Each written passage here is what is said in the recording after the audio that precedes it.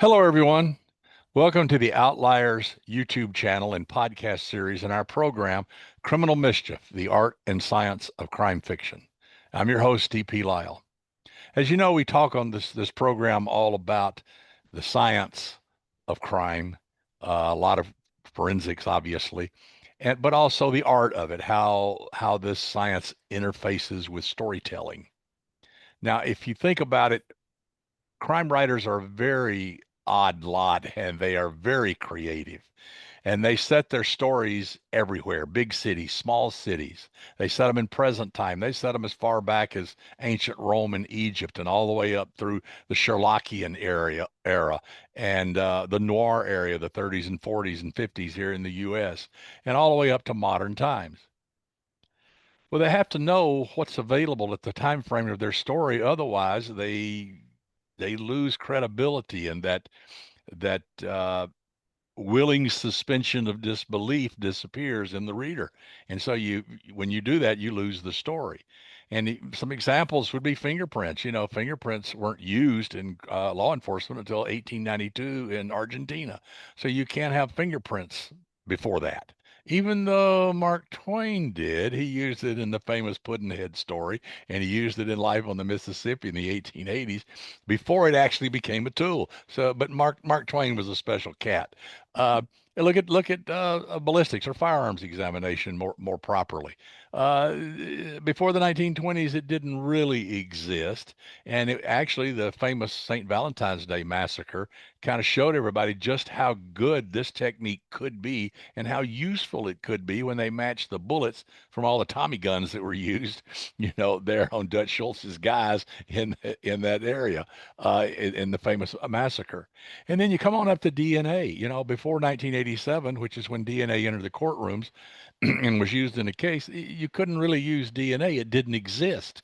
And even then, it didn't really exist until the mid 90s because it took a while for it to be viable, to be useful. And then we came along with PCR and STR, and now it became even a better tool. And then we had CODIS, now we had the database and all that stuff. And from that, we went into mitochondrial DNA and touch DNA and genealogical and phenotypical DNA and all that stuff. Well, you have to know when these things happen if you're setting your story not today, but sometime in the past. You can't miss out on those. I think nowhere have we seen a bigger explosion in knowledge and tools and just stuff than in the electronic world. I mean, think about it. Prior to 2007, the iPhone didn't exist. Really? I thought we were all born with one, you know. So you have to know how all this technology, computers and social media and smartphones and GPS and all this stuff, how it came along and when did it start and how did it start if you're going to set your story in the past. And the last 40 or 50 years has seen an absolute, is particularly in the last 10 to 20 years, has seen an explosion in this technology. Well, my guest today knows more about this world probably than anybody. Robert Kelley. Rob, welcome to the show. Thanks, Doug. Now, I know you spent 30 years working in IT, but you kind of know all about it. So why don't we start? Why don't you take us back to the dark ages when all this electronic, everybody didn't have a computer on their desk, they didn't have a smartphone. Take us back to that time and bring us through how these things developed.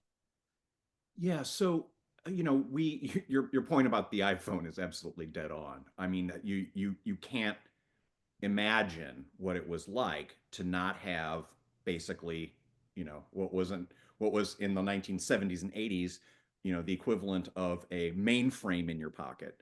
Um, and also to have that level of connectivity, to have that level of access, to have that ability to Google something instead of going to a reference librarian.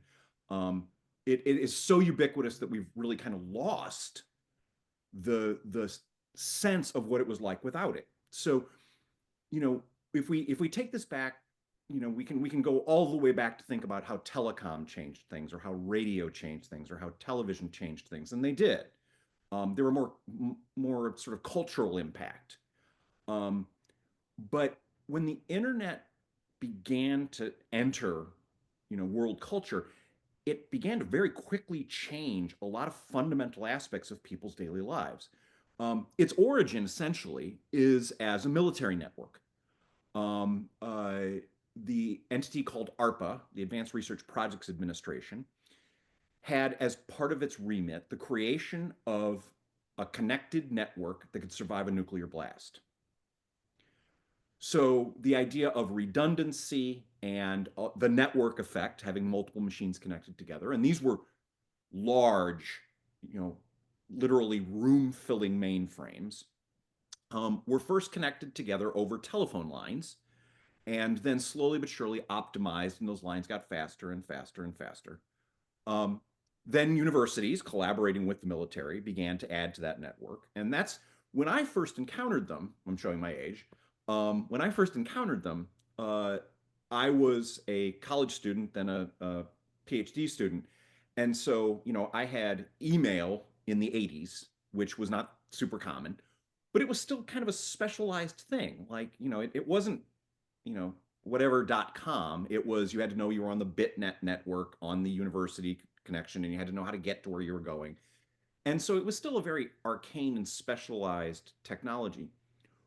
What I find the most interesting, though, is sort of tracing the cultural changes that accompanied it, that propelled it in some ways, but also followed it. Um, the early internet users were university students, university professors, um, military planners, and despite that sort of very, regimented environment, it was in fact a very playful place. Um, it rewarded experimentation. It treated amateurs pretty much the same way it treated professionals. Um, you know, the word hacker, which we now think of as a negative, was at that time a very positive attribute. It was someone who played around with technology to find out stuff.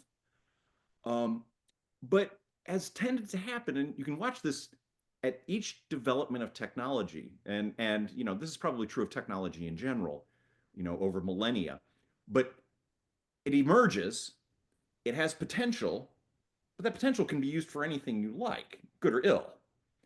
So sure, there were people playing around and creating the first computer games and inventing things like email and inventing the first computer virus, which was just kind of a prank. It was called Creeper. It just went around the network. Um, you know, there was a degree of innocence to it, but of course, very quickly, there was the recognition this could be used for harm. Um, one of the sort of, I guess, not surprising, but in retrospect, kind of shocking events that happened is if you recall the movie War Games with Matthew Broderick. A young kid uses what has become since then called a war dialer that dials random phone numbers and tries to find a modem to pick up. Modem's also an old technology. Um, President Reagan screened that in the White House and was so freaked out by it that he went to his national security team immediately after and said, "Could this really happen?" And they told him yes. And the first presidential directive on network security was issued within days. So this is the evolution, from that technology not existing to it existing as kind of an amateur and hobbyist thing to suddenly having national security implications. And the trick of it always is the technology moves faster than the culture does. So, the internet shows up and people are playing around with it. It's nice, it's fairly mundane. It's not hurting anybody, but it's not long before it's used for nefarious purposes. And that's where Exactly. really the crime and the law part begins to come in because the law always follows the technology. It never is in front of it. Exactly. I remember when I was in medical school, this would be 70, 71, 72. Uh, I worked on research projects besides medical school on the side all the time. And we worked on one that we call diagnostic and therapeutic programs. Basically, we would take something and we would work out the thinking logic from a medical point of view. If this, then that, if that, then this, or this, Yeah, or this, or this, and we'd bring it, and then we'd give it to the computer programmers, and we had a PDP 11 and PDP 12, which were the old card index things, I remember those machines and well. this was bigger than a refrigerator, almost as big as half your kitchen. And I remember that they were like gods. Everybody worshiped these machines because they could do so much. But basically, we set up for outlying hospitals out. This is in Birmingham, outside the area, to gather information and get to this stuff. And so we would give them a modem. It was called uh, I forget what it was called, but you would dial the number and you would put the phone into the receiver, and it would connect with a university server over the telephone lines, and then they could say, I have a patient with da da da da da da da da, and then it would put them in the algorithm, and they could follow this and tell them how to work it up and how to treat it and all that stuff. This was 25 years before I realized AOL existed, and Yeah. I never made that connection, personally. But that's kind of where it all started. And that's what you're talking about. It was universities, it was the military, it was companies. So, yeah, and then the criminals got a hold of it. Well, absolutely. I mean, that's and the funny thing is that, I suspect that you could chart a path of, the development of technology and the crime that follows it. Yes. Probably back to like cuneiform and the invention of writing. Um, but what happened with particularly the internet and communications technology was that there was some pranks, pranksterism going on, viruses like, oh, let's just see if we can blow stuff up. There was the supposedly accidental release of Robert Tappan Morris's Worm onto the internet, which took down about 10% of the internet in a day, in 1988. And that was really the first like big wake up call, that, hey, this could have real implications, because these computers were not just being used for games. They were now beginning to be part of commercial enterprise. And Morris also was the first person indicted under the 1986 Computer Fraud and Abuse Act. So there were laws in place. Um, they were still relatively primitive because people didn't know what the implications were going to be. And we're living with some of those implications now. The assumption, for example, that the internet would be this anodyne, safe, public forum, public square kind of thing, which backed up, the Section 230 of the Communications Act, which basically gives Google and Meta and Alphabet free reign. They are not liable for any speech on their platform. Well, when the law was passed, it seemed like it was the right thing to do. This is like, a newspaper or a public forum. Now it's more complicated, and so that's part of the challenge, is things that are not crimes become crimes. Things that seem like crimes don't become crimes. A great example of that is that it was, and in fact, there was a T-shirt that had this on it. In the 90s, it was still illegal to export munitions technology. Well, munitions technology included encryption in that moment. So if you had a T-shirt, which I never bought, but really wish I had, a T-shirt that had the pretty good privacy encryption algorithm on it, and you left the country, you'd committed a federal crime.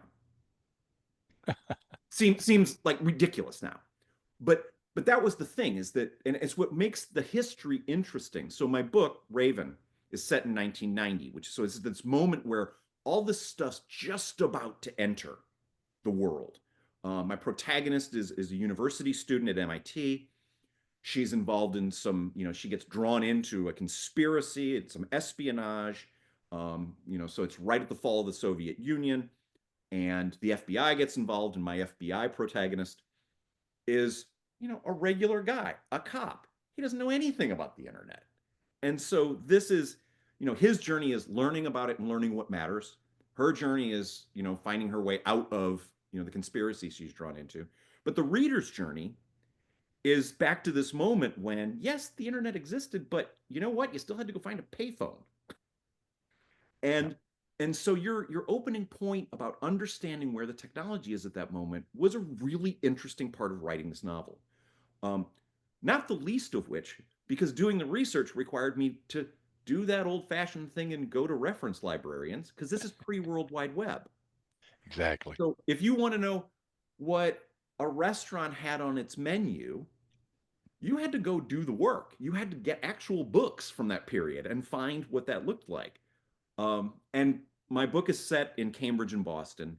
Um, one of my early reviewers called it a love letter to Boston, and it very much is. Um, but so I wanted to put in places that no longer exist, restaurants that I had personally been to or knew of, places that were now gone. Things we're happier are now gone, like the Expressway, which was replaced by the Big Dig. The Expressway basically shadowed most of the north end of Boston.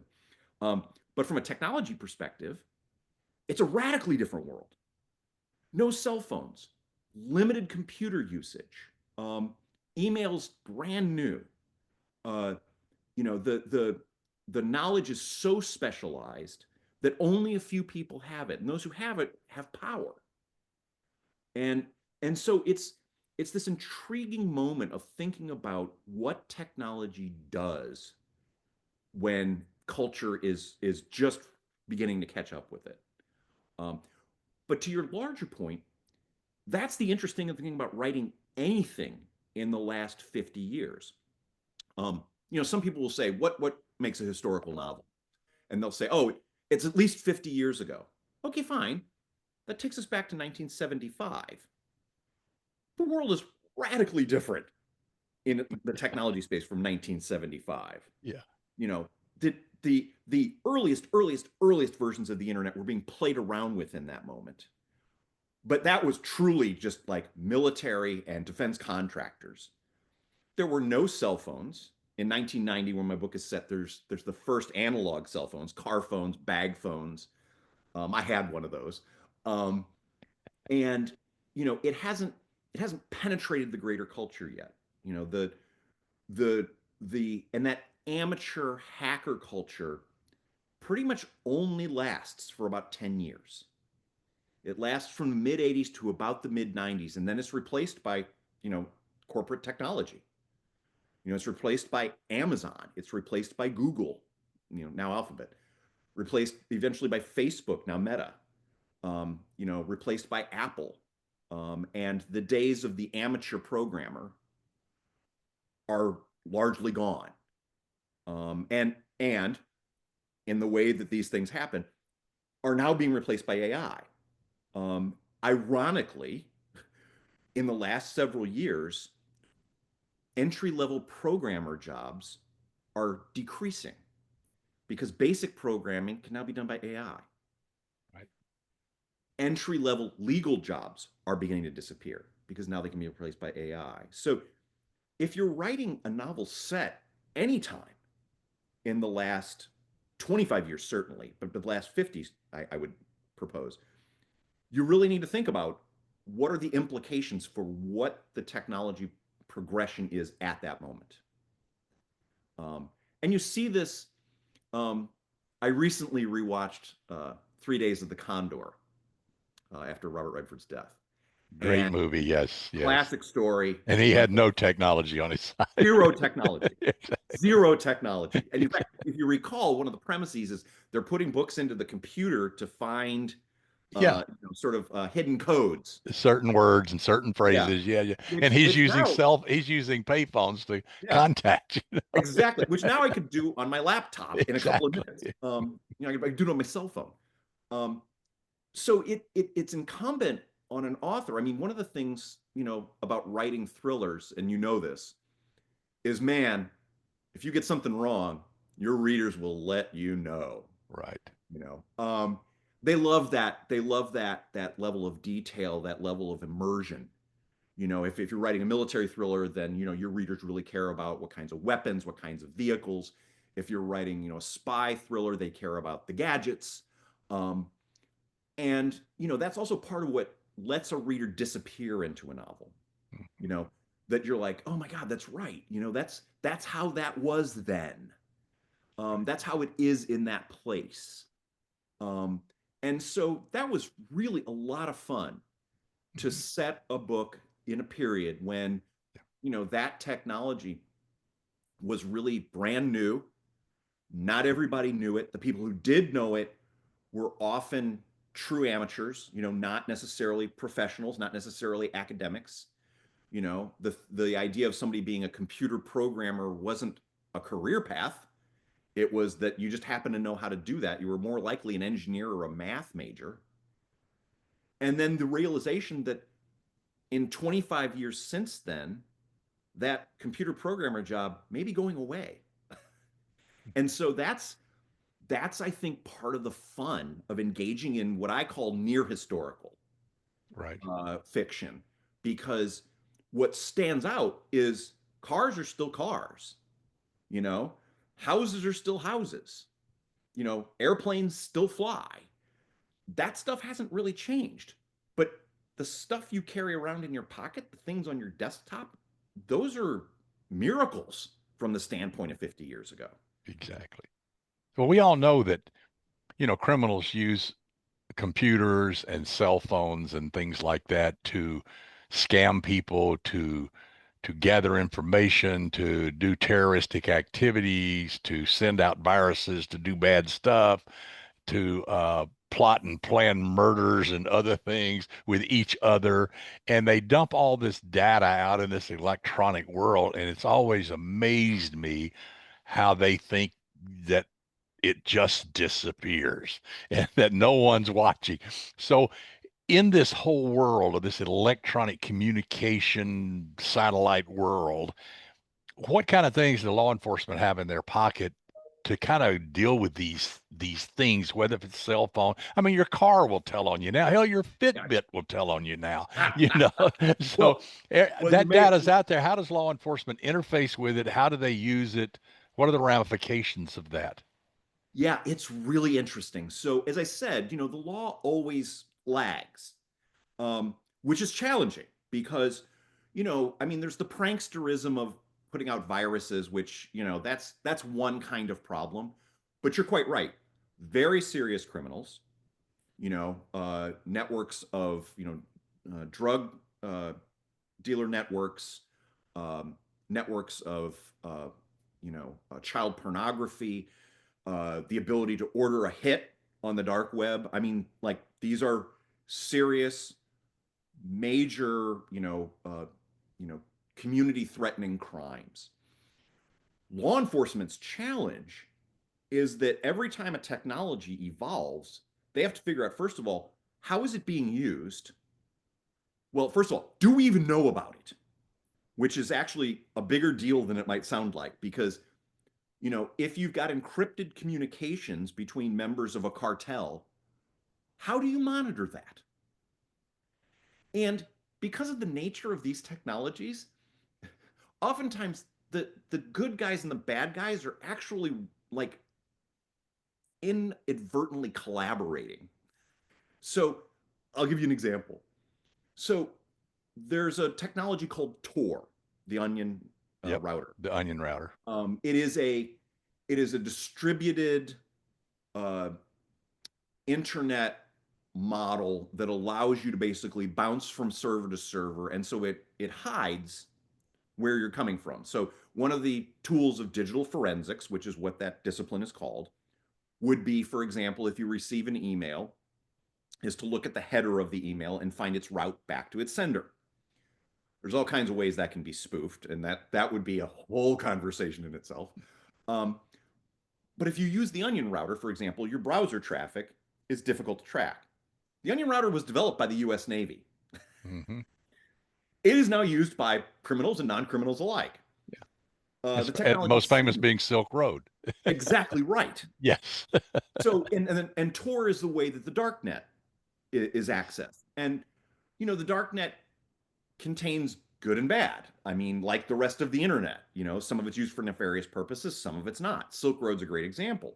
And Silk Road has had, Silk Road was shut down. Its successors have continued to pop up Sure. because there's just, a high demand for illicit activity. Um, Law enforcement's challenge is to find it, figure out a way to interrupt it, and then find a way to trace it back, assuming the law gives them permission.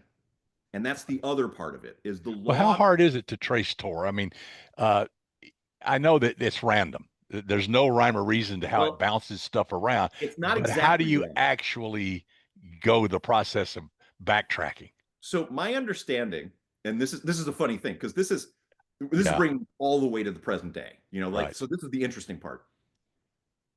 Tor popularly is untraceable. It is believed the NSA can trace it. Do we know? Absolutely not. Right. Right. So so sometimes you use Tor with a virtual private network on top of it, and yet, can they find it? Who knows? But there are other ways to trace people. Mhm. So Raven just released. That's the novel set in 1990. My next book called Critical State will release next fall in 2026. Critical State is set in the present day, and there's a lot of sort of contemporary technology in it. And one of the questions is, can a browser history be traced? So you could use Tor just fine, and this technology shows up in Critical State. But if somebody plants ads for you to find, they pay Google Ads, and they plant them, and they have, essentially tracing cookies.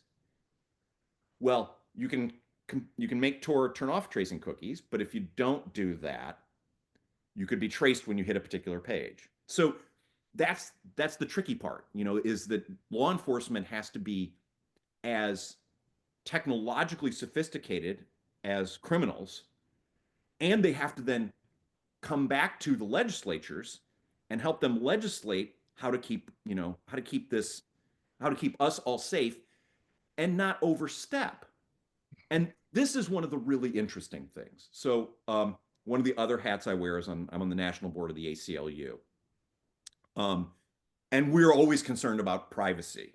And so, that's the trade-off is, sure, we want law enforcement to be able to go after bad actors. We don't want them to overstep, and we don't want them to step on civil liberties in the meantime. And that is a tough path to navigate. So do we think cryptography is a good thing? Sure, until law enforcement says they want to be able to break it because they're going after a mob boss.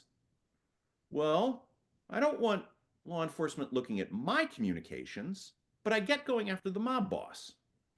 How do we find the middle ground? And a great example of this conflict, and it's should I ever do a sequel to Raven, which I haven't anticipated, maybe readers will take me there. I thought about setting it a few years later in 1993, 94, when a technology that's under hot debate is something called the Clipper chip. And it was encryption with a backdoor that the government owned. And it was this first moment where it's like, we have to do something like this. And then civil libertarians standing up and saying, nah, I'm not good with that. And really grappling with the public implications of who owns technology. Well, that was the government coming down on it. Now, of course, we face the other challenge, which is now corporations own this data. And so for all of us authors in the world, Right. you know, we're pretty ticked off when they use AI, or then they train AI on our books. The Anthropic settlement just happened. It's nickels and dimes of settlement for ripping off authors, and violating copyright. Um, but that really is the trade-off. The law is often a really blunt tool, Hmm. and law enforcement has their work cut out for them because they are always a few steps behind. They are often not given the tools they need in terms of the legal framework to be able to go after the people they want to go after. Um, and it's really easy to step on regular citizens with some of Hmm. the blunter, legal tools. So, that's really been the evolution, and that's the fun thing for crime writers who have technology in their work is that you know we were looking for the dark parts of the universe, Hmm. right? We're Yep. looking for the people who do ill, their innocent victims. We're finding humanity and hope in good outcomes. But what's happened with technology is particularly interesting because it's not an innocent actor in all of this. Right. It enables lots of really bad things. Yes. It accidentally enables lots of really bad things. Um, Well, many, and many years ago at Thriller Fest in New York, I had a guy teach a class in Craft Fest that I ran all those years, and he was a communication expert. Let's put it yeah, that way. He understood all this electronic stuff, and he said there was a program, and I think he called it Line Shark. I'm not sure what it was, but it's something like that. Whatever. He said that he could walk into the hotel lobby and within an hour have all the information on every registered guest at the hotel. And I mean, there was dead silence in there. And of course, you hear about that, and I've read articles how you can have your phone turned off and people can yes, tap into it and hear your conversation. you're You still know, trackable. there's all kinds of stuff out there that that you can use in your stories as far as the criminals. You can also use as far as law enforcement tracking them down. Um, but it's amazing what is available and what we have to worry about. I mean, if you have an Alexa in your house, you're an idiot, because she's telling on you all the time. Your TV tells on you, your computer tells on you, your phone tells, your car tells. As I said before, everything tells on you. You cannot hide. In my medical practice, I just retired a little over a year ago, a cardiology practice here. We actually got ransomed Oh, by the ransomware. Yeah, Russians, yeah. and they were going to delete all our data and shut everything down. Said they stole all this stuff, and yeah, they were going to shut it down. And they wanted $50,000. By pure luck, by pure luck, the week before we had migrated everything over to another server. So we had everything protected in this other server. So what was on this server didn't really matter anymore. They couldn't ransom us because they couldn't steal our information, or couldn't hold our information hostage. Let's put it that way. And so we said, go away. But that was a week from being a disaster. And that stuff goes around all the time. It absolutely does. Well, let's talk about some of the some of the crimes Yeah. essentially used. We talked a little bit about like sort of hooliganism, basically like Right. viruses, just like I just want to blow something Yeah. up. Like Ding Dong Dash. Yeah. Right, exactly right. Ransomware is a real thing, and the actors are doing this for real money. The way those crimes are usually committed is they will hack a server, they will own it, they will threaten to corrupt or destroy the data if they're not paid, usually in Bitcoin, because Bitcoin is theoretically untraceable. That's a whole nother topic. It is actually potentially traceable. Um, that's one kind of crime, but there are other kinds of crimes committed. There's a horrifying global trade in trafficking, human trafficking, Hmm. including in Asia. Oftentimes, poor individuals attracted to jobs in another country, essentially put in a server farm and forced to run scams.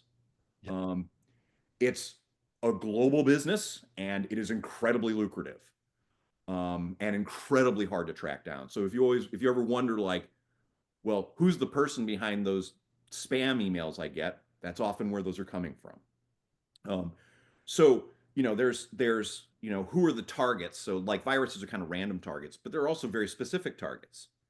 Um, you may be familiar with the term phishing. It's usually spelled PHI, um, and that's dangling an email that looks like one thing but is another thing. There's also something called spear phishing. I've I have been a target of this, where someone does deep research on you and essentially executes an email that is so believable that you're inclined to take an action. In this case, they went to a bank and tried to get a wire transfer done on my behalf, and it was that close. Um, so anybody's a target for this. There's also things like you know uh, kinds of like cyber threats. Revenge porn is an example that great example where the law is trying to catch up and states are trying to grapple with this, but they still haven't quite figured out how to like actually get this encoded into law properly. There's things like denial of service, where basically you hit so many requests to a website that it fails, usually used as some form of revenge. There's also, and this is the really tricky part, we've been talking about crime and criminals and law enforcement. There's a whole nother layer of state actors. And, these are potentially more interesting, lots more scary, much more shadowy. Um, so you think of something like Stuxnet, which was Yes. a joint operation. Well, let me put it this way, allegedly a joint operation between the United Exactly. States and Israel Yeah. against Iran, where they infected um, uh, their uranium separation centrifuges with the virus that caused them to basically, the centrifuges operate, at thousands of RPM, and it caused them to operate ineffectively and essentially break themselves apart. Okay, well, is that a valid state action? Yeah, okay, we acknowledge that everybody does espionage. But then you get these complicated things like Israel's NSO group selling software to hack cell phones and private corporations buying it. And then you're thinking, wait a minute, where's the boundary here? And it's one thing maybe when it's spying, that the morality of that, you can question. It's a very different thing when it's just business. You know, Right. when your local law enforcement has a Stingray device that can spoof cell towers and gather cell phone data. Right. Well, they're doing that indiscriminately. You just happen to be walking by, regular John Doe citizen. Your data is now in their hands. Are you okay with that? Automated license plate readers, things like that. A lot of that technology is actually coming from the espionage world. And the days of when the NSA was no such agency, so like we pretended like we didn't know that the U.S. was spying on everyone else. Oh, and as Edward Snowden told us on us, um, that that was some other domain, and now of course it's not. The commercial and the intelligence community intermingle, and so you have entities like, for example, the company Anduril that is doing military technology, but also providing technology for border control on the border with Mexico. So again, these technologies, one of the challenges for a writer is, my God, if you're writing something contemporary, and I can tell you this happened to me, I posited a technology in my early drafts of Critical State that by the time I came back to revising it was already public knowledge. I had invented it, I thought. Um, that's the other challenge, is if technology is a big part of your story, you have to take it really seriously and you have to be paying attention. And so, that part's a challenge for authors, but there's also a lot of like interesting story opportunity here because, you know, the the things that make technology attractive to bad actors is the very kind of thing we as crime and thriller writers are interested in portraying. Well, yeah, the mafia knew this long before anybody else. That's why they Absolutely. would go to their favorite Italian restaurant in the back room, and that's where they can take care of business because they had control of the environment. And Al Qaeda, they actually stopped using cell phones and all that stuff when they realized that we Yep. were into everything they were doing, and so they would go face to face and send messengers. Yeah, You know, right. I mean, here that it was handwritten stuff or it was verbal stuff. They didn't want anything out there in the electronic world. no, They had to go old school. yeah, if you ever watch Citizen Four, which is Laura Poitras's movie about Edward Snowden, and it's they have actual footage of them meeting with Snowden, and you know, uh, he goes to access the material that he's gathered as a contractor for the NSA, and he's in a hotel room, and he puts a black cloth over his head and opens his laptop so that he cannot be viewed by cameras maybe up in the hotel ceiling. And I mean, that is the thing, is that also the not just the commission of crime, but oftentimes whistleblowers, which is a whole interesting topic that actually is the part of the theme of Critical State, my next novel. There is a whistleblower, and whistleblowers are an interesting subset of all this because they're trying to protect legal action, but their relationship to the government is often fraught. Right. and not always well protected. And Great fodder so, for story, though. absolutely. So, technology has made all of this, it's not just, it's not like an old fashioned, hey, my company is dumping, lead into the environment. Okay, that's traditional whistleblowing as we thought of it. The digital version of this is more complicated, oftentimes more fraught, oftentimes only quasi legal. Um, so again, real opportunities for storytelling here in the fact that the technology, the culture, and the law are almost always not in sync. Yeah. Well, Rob, this has been fascinating stuff, and there's a lot to think about here, and we could go on for hours with this Good. because it's such a huge subject. Um, but I want to thank you for sharing your knowledge with the viewers and everything. And when your next book is getting close to coming out, let us know. We'll get you on Get to Know, like we Absolutely. did for Raven a couple of weeks ago. So until then, fantastic. Thank you so much. Thanks, Doug. Thanks for all your listeners too. Yep, yep. I want to thank everybody for watching this. I hope you learned a lot. I hope it made you think. I hope it'll get you to your favorite AI or Google or whatever, and you will look up more of this stuff and use it in your stories because it's fascinating stuff and it makes for great storytelling. And so, we'll be back with other shows here on Criminal Mischief, the art and science of crime fiction. And until then, you keep reading, keep writing, keep having fun. Oh, yeah. And try not to get caught.